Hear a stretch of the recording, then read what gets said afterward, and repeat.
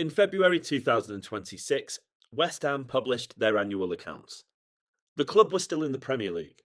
The season was still being played. Relegation had not happened yet.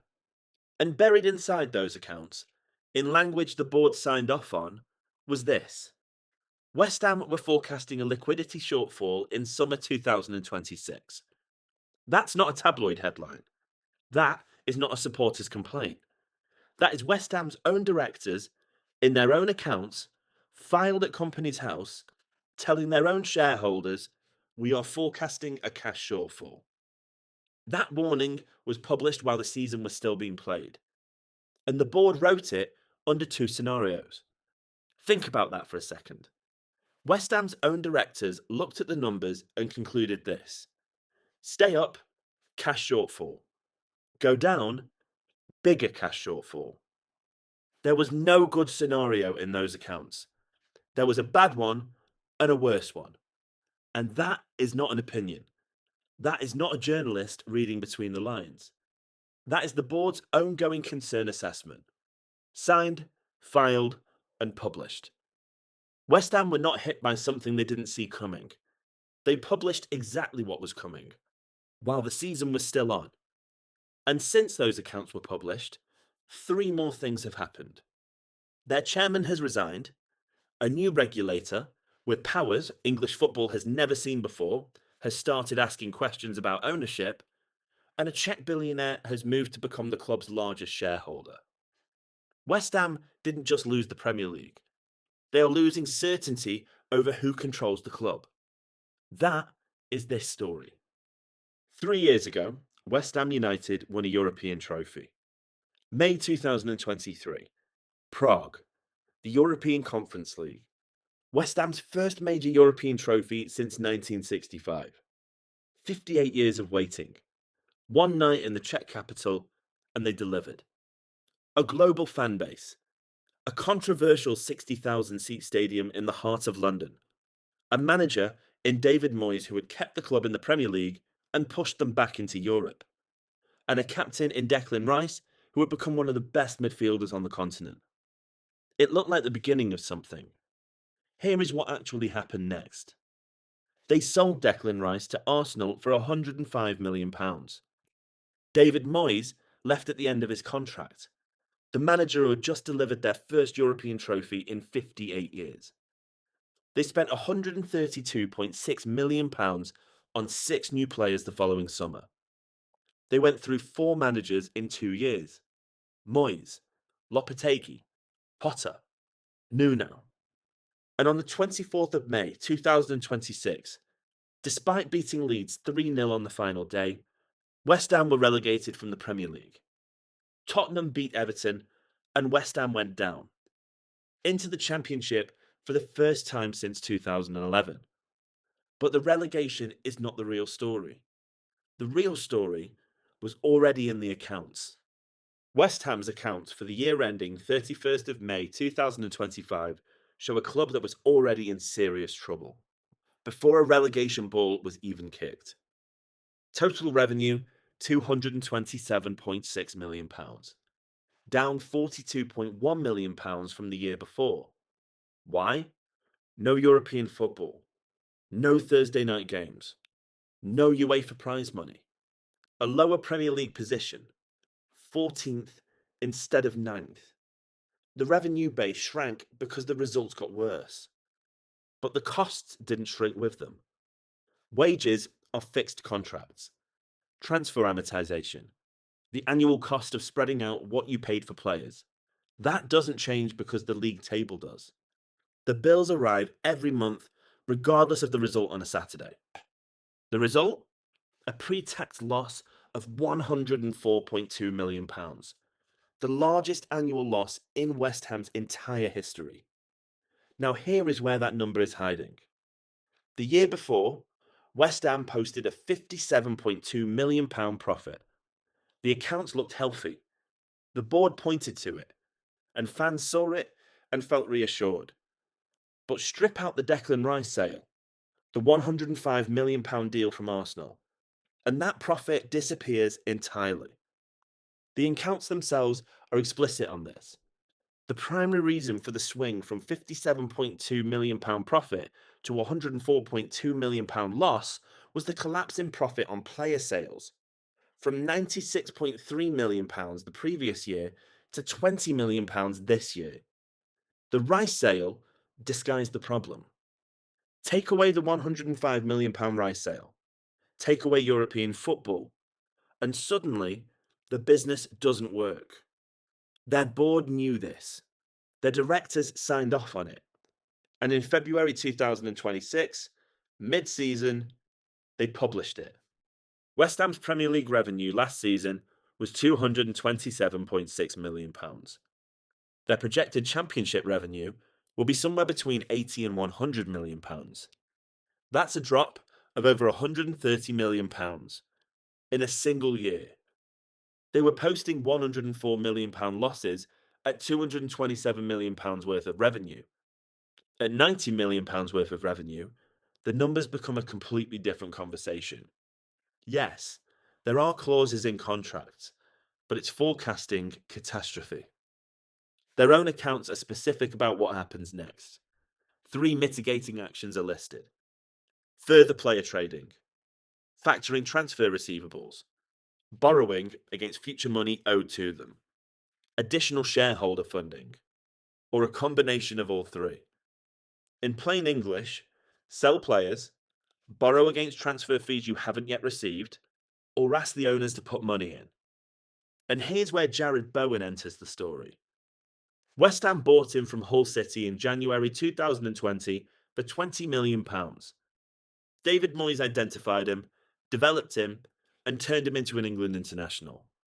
Bowen then became club captain and scored over 60 Premier League goals, and then signed a Premier League long-term deal and said he wanted to retire at West Ham.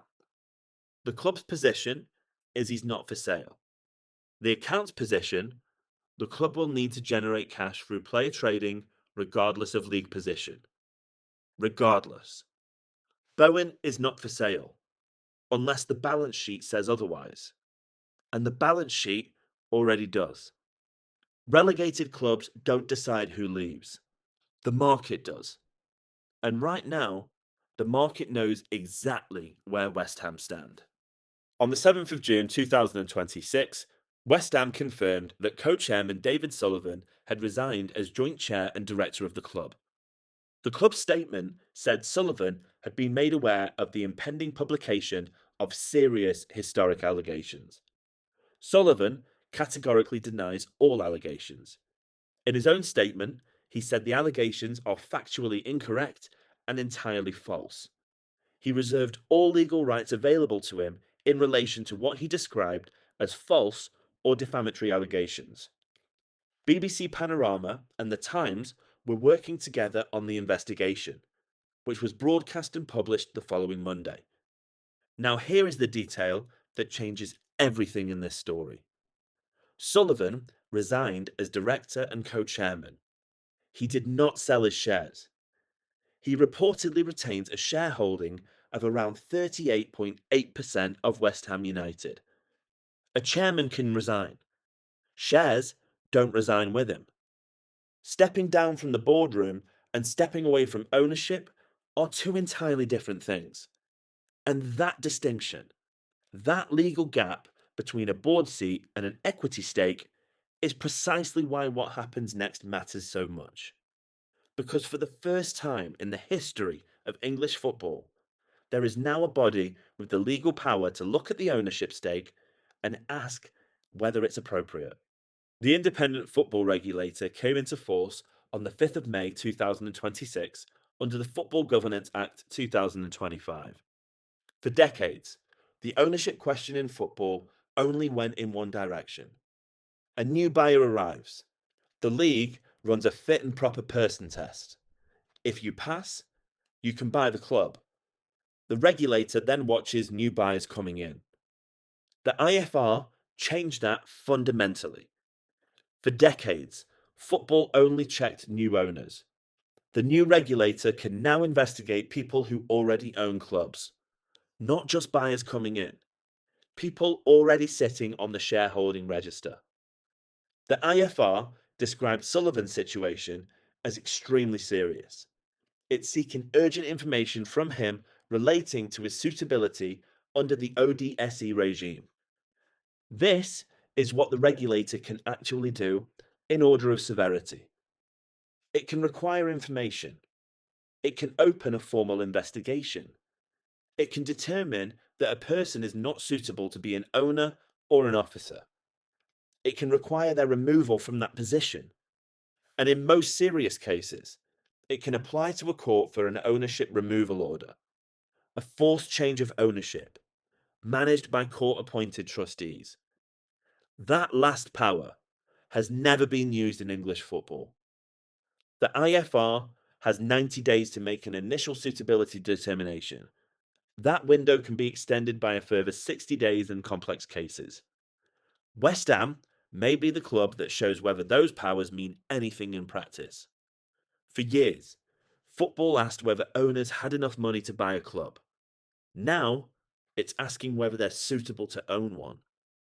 That's a genuinely new question, and it carries consequences for every owner of English football. Because if the regulator acts, it sets a precedent that changes what ownership means forever. If it doesn't, every future chairman will know exactly where the boundary sits.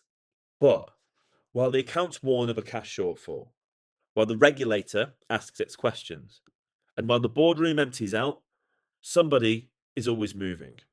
And that somebody is Daniel Křetínský, a Czech billionaire, founder and owner of EP Energy. He first took a minority stake in West Ham in 2021, a 27% share.